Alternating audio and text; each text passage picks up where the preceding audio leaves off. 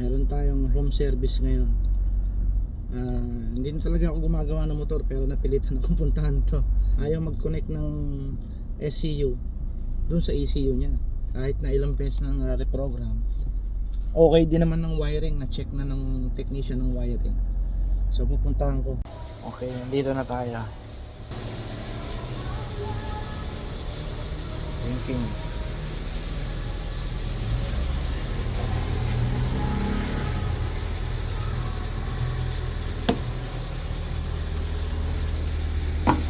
Na-program na din ng ECU, pero ganun pa rin. Troubleshoot natin.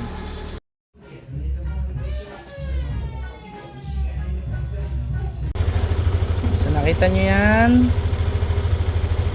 red na may blue na may red, blue with stripe red.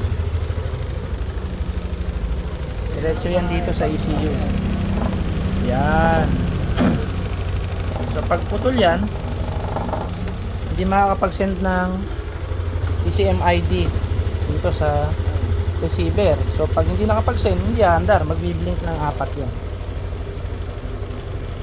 Okay, okay na. Very good. Oh.